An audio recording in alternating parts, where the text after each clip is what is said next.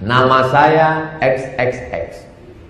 Nabi Isa agamanya Islam. Sedangkan kitab yang turun pada Nabi Isa Injil. Sekarang kitab yang diyakini umat Kristiani adalah Injil. Islam artinya berserah diri kepada Allah. Makanya Nabi Ibrahim itu Islam. Makana Ibrahimu Yahudiyan, Ibrahim bukan Yahudi, wala Nasraniyan, bukan Nasrani, walakin kana hanifan musliman, Muslim, berserah diri kepada Allah. Musa Muslim, Sulaiman Muslim. Makanya kata Ratu Bilqis, aslamtu ma'a Sulaiman, aku masuk Islam bernama Sulaiman. Nabi-nabi itu agamanya Islam. Loh, saya ini diundang di sebuah pesantren, saudara-saudara. Terus persoalannya dia mengatakan, menurut Anda bagaimana itu tentang Abraham? Apanya? Saya bilang, iya, maksud saya agamanya apa? Sebentar, Anda mengatakan, tentu tanya kepada saya. Menurut kitab Quran, Abraham itu makana Ibrahimu Yahudan. Abraham itu bukan orang Yahudi, wala Nasronian, bukan pula orang Kristen, walakin kana hanifan musliman, tetapi dia adalah orang Muslim yang hanif. Dia bukan Yahudi, oh jelas. Nama Yahudi itu asalnya dari Yehuda, dan Yehuda itu jelas adalah keturunan Yakub. Karena itu zaman Ibrahim belum ada nama Yehuda, belum ada Yudaisme, belum ada Yahudi. Karena Ibrahim harus beranak dulu Iska, Iska harus beranak dulu Yakub, Yakub dengan 12 suku, baru ada Yehuda. Jadi memang bukan Yahudi. Siapa bilang mengatakan Abraham itu Yahudi? Lalu dikatakan wala Nasronian, bukan orang Kristen. Siapa mengatakan Kristen? Siapa mengatakan Nasrani? Tidak ada orang Kristen yang mengatakan Ibrahim itu Kristen. Mengapa? Karena sebutan Kristen baru muncul kira-kira tahun 37 Masehi. Tercatat di Kisah Rasul pasal 11 ayat 26. Untuk pertama kali murid-murid Yesus itu disebut Kristen di Antioquia. Antioquia itu kota pesisir di Syria sekarang ini. Karena itu jelas Abraham bukan Kristen. Wah, ketika saya ngomong begitu, teman-teman Muslim itu tepuk tangan. Tapi nanti dulu, Anda tahan tepuk tanganmu dulu. Saya katakan tadi Ibrahim bukan Yahudi, karena yang namanya Yahudi asalnya dari Yehuda. Baru cucunya Abraham, bukan cucu, bahkan keempat dari Abraham. Lalu Ibrahim bukan Kristen, apalagi Kristen. Tapi juga Anda jangan salah, Ibrahim juga bukan Islam. Lalu agamanya apa? Ora roh. Dalam kitab suci Quran tidak disebutkan, di kitab juga tidak disebutkan. Agamanya apa? Agama itu tidak penting, yang penting iman. Karena agama tidak menyelamatkan. Zaman Abraham untungnya belum ada KTP. Jadi tidak ada sebutan di sana agamanya Yahudi, agamanya Kristen. Itu kan hanya model Indonesia saja. Coba mana ada paspor tulisannya agama Kristen, agama Islam. Itu kan kalau orang Indonesia itu agama itu cap. Karena itu gampang dibentrokkan. Karena orang lebih loyalitas pada cap, kepada merek ketimbang imannya. Maka di Indonesia ngakunya si Islam. Ngakunya Islam, tapi ora iso ngaji. Yang penting Islam. Di Indonesia itu, wah itu luar biasa. Sampai-sampai saudara-saudara, itu jamaah haji, umrah, naik pesawat Royal Jordanian lewat Aman. Kemudian ketika pesawat itu sudah mau take off, maka yang membawa acara itu, siapa itu, pramugarinya mengatakan, saudara-saudara ya, at-tayri malikat Urdunia minal Madinah Jakarta ila Aman, amin, amin. Padahal itu artinya apa? Pesawat Royal Jordanian dari Jakarta menuju Aman, ila Madinah Jakarta ila Aman, amin, amin. Loh, ini saksi. Saya kata, ini bukan doa Pak, ini pengumuman. Your attention please, pengumuman ini, bukan doa. Itu karena apa? Di Indonesia orang lebih loyal pada merek, kepada cap ketimbang pada isi. Itu benar saudara, amin, amin. Dipikirnya doa. Padahal itu pengumuman. Pesawat Royal Jordanian, ya, Toiri Malikat Urdunia minal Jakarta ila Aman. Kan seperti doa. Amin, Amin. Padahal itu bukan jelas, bukan doa. Ini sering terjadi karena apa? Karena di Indonesia orang ngomong bahasa Arab itu seperti bicara mantra. Sehingga coba ketika Ibrahim bertemu dengan Tuhan, Ibrahim itu bahasanya apa? Coba. Tuhannya Ibrahim ini jenenge sapa? Apa Gusti Allah? Bukan. Nama Allah itu baru muncul kira-kira abad keempat. Enkripsi pertama yang menyebut istilah Allah itu namanya enkripsi jabat. Kalau sudah membaca majalah Bahana sekarang, ada tulisan saya di sana, gambarnya enkripsi itu ada di sana. Itu ada ungkapan Bismillah, demi nama Allah. Sergius Bar Ahmad Manabwahani Barmar Al-Khois. Itu prasasti Kristen, ditemukan tahun 512. Istilahnya itu artinya demi nama Allah, Bismillah. Terus Sergius nama Kristen Bar Ahmad. Bar itu artinya putra, jangan disamakan dengan bahasa Jawa. Barudan, Barlungo. Itu bar itu artinya anak, makanya ada Barnabas. Dari kata bar, anak, naba, penghiburan. Bartolomai, anak dari suku Talmiah, jadi Bartolomeus. Bar Abbas, anaknya bapak. Ya, anaknya bapak Bar Abbas. Makanya kalau ada Abu Rizal, Rizal itu artinya anak, Abu itu artinya bapak. Jadi Abu Rizal itu artinya bapak Tole, bahasa Jawa. Tole itu anak laki-laki, Abu Rizal itu artinya bapaknya Tole. Jadi orang Arab dengan orang Jawa itu sebetulnya sama, kalau mau diartikan namanya sama. Saudara-saudara, jadi jelas kalau mau dilihat dari data sejarah, istilah Allah itu baru muncul abad keempat. Minimal abad keempat. Dari kata Aram, Allah, menjadi bahasa Arab Allah. Loh kalau gitu, Tuhannya Ibrahim namanya bukan Allah. Nah, kalau saudara-saudara lihat bagaimana di pengajian-pengajian Islam, ini saya ngomong gini terang-terangan saja. Karena saya juga sering ceramah di kalangan Muslim. Saya katakan, misalnya Tuhan bicara dengan Abraham. Apa Tuhan ngomong? Aslamtu lirabbil alamin. Saya telah aslam kepada Tuhan semesta alam. Loh Ibrahim itu bahasanya apa? Seperti misalnya Tuhan berfirman kepada Nabi Musa. Bahasanya apa? Musa itu orang Ibrani. Bahasanya bahasa Ibrani. Terus kemudian Alkitab kita mengatakan apa? Keluaran pasal 3 ayat 14. Asyr aku adalah aku. Bahasa aslinya Asyr. Terus kemudian ketika diredaksikan dalam Al-Quran, karena membawa serban ini kan jadi kiai itu enak, bondonya cuma serban ini dengan ayat.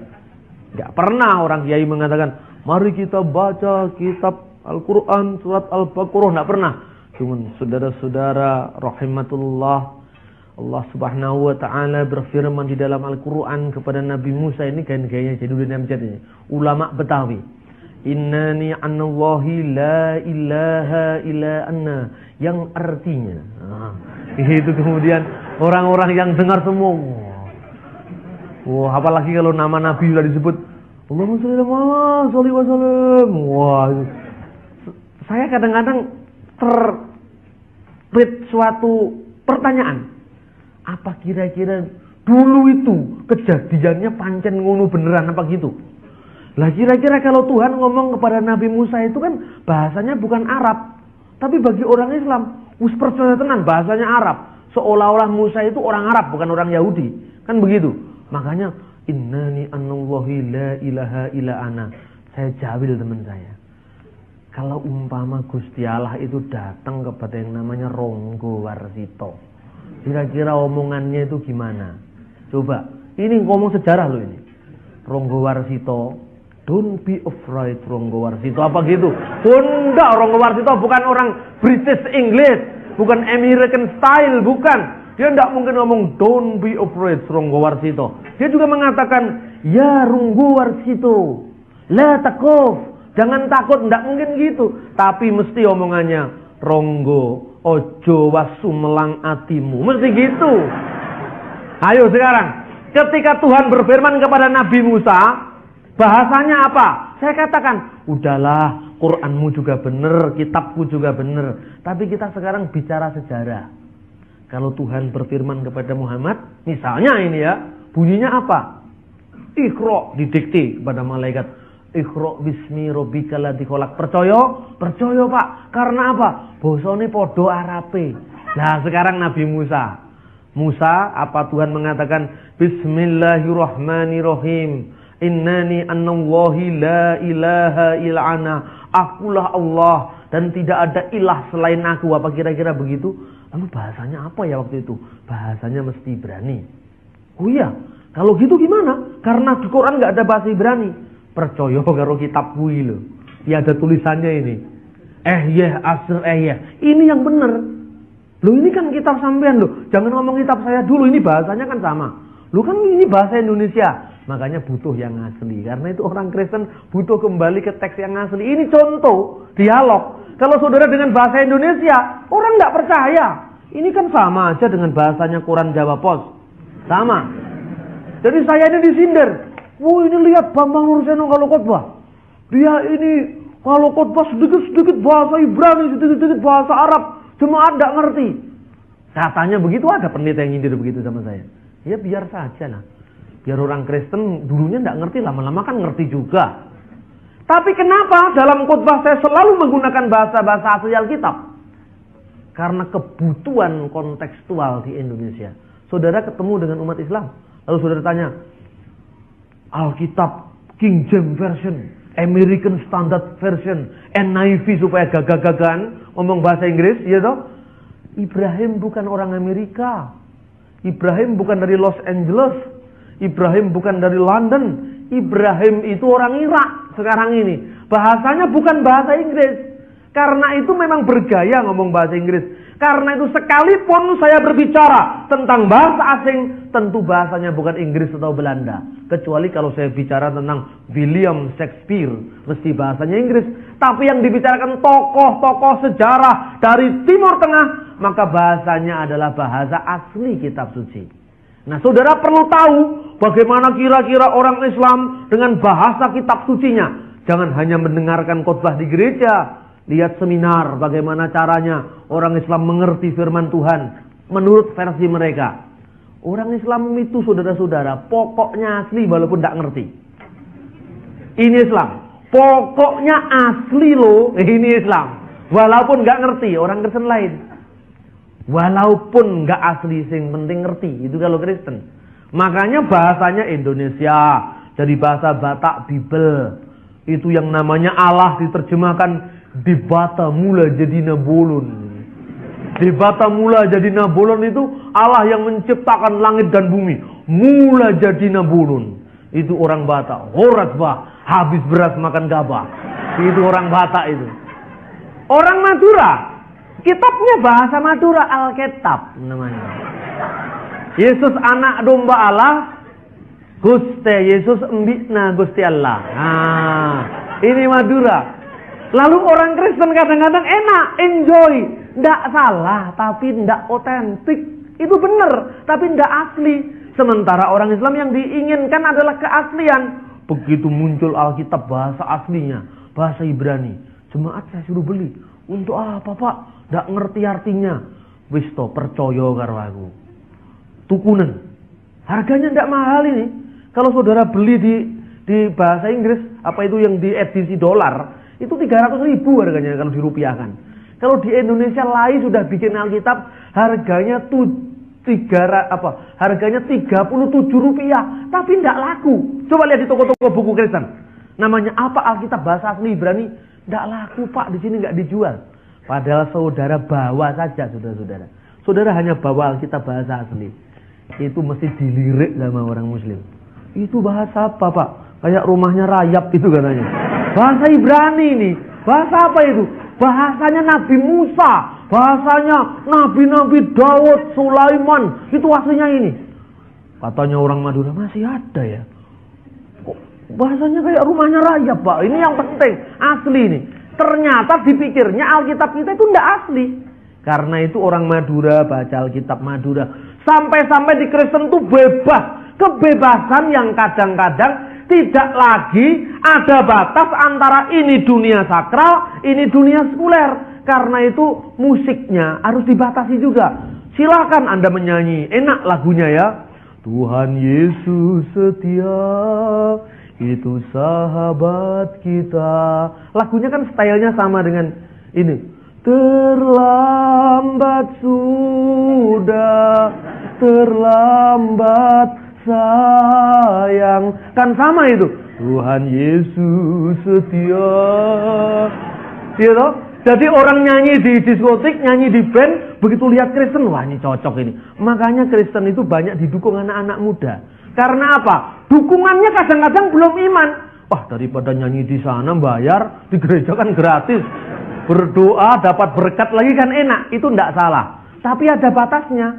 Sampai saya dengar lagunya dulunya owe owe owe owe. Itu mahasiswa saya marahi. Itu lagu apa itu kamu nyanyikan di sini? Lu lagu gereja, Pak. Coba ini kalau supporter Arema datang. Ini masuk ke kampus kita kan rusak ini. Ini nggak ada batas lagi dan ini harus dibatasi. Owe owe owe owe. Ini lagu apa ini? Lagu gereja, Pak. Stop, jangan nyanyikan itu. Ini sebentar lagi ada sepak bola ini.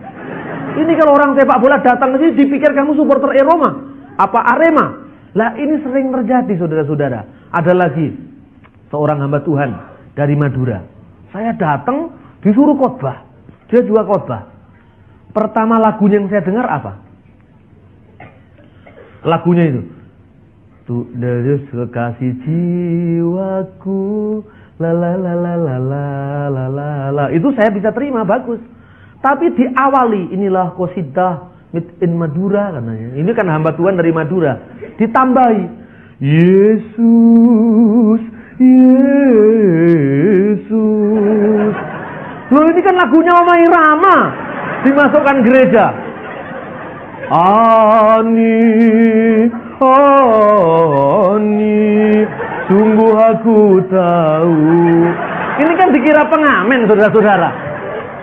Coba saudara lihat sekarang. Seringkali batas antara sakralitas dalam ibadah dengan lagu-lagu sekuler tidak ada bedanya. Karena itu harus dibenahi. Lagu-lagu gereja itu harus dibenahi supaya enak, supaya apa? Oh begitu lihat kendati pun tepuk tangan tapi suasananya suasana ibadah. Ini lain kalau saudara di luaran. Lain.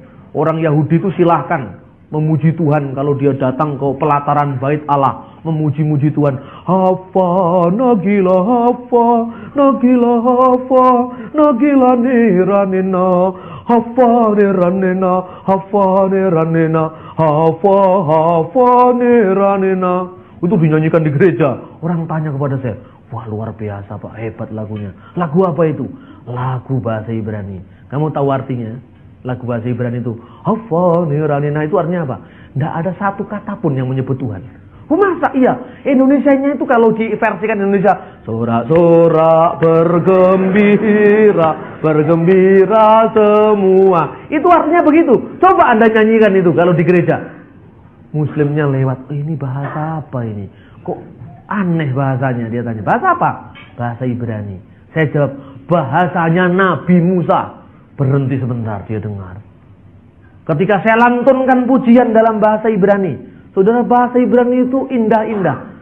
Mazmur 42 berbicara tentang apa? Seperti rusa yang merindukan sungai yang berair, demikian jiwaku merindukan Engkau ya Allah. Itu kalau dinyanyikan dalam lagu bahasa Indonesia, seperti rusa rindu sungaimu, hatiku rindu Engkau. Itu iramanya kan ngepop sekali iramanya. Tapi bandingkan kalau saudara nyanyi lagu dalam bahasa aslinya pakai irama seruling, saudara. Lagu Timur Tengah itu indah, tapi jarang diakses oleh gereja. Lagunya begini. Ke ayau ta'aruk ala fike mayim, ala fike mayim. Lagunya sama tadi artinya. Ke nafsi la la la la la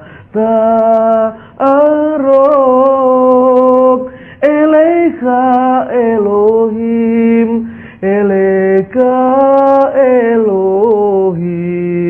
La la la la la la la la la la.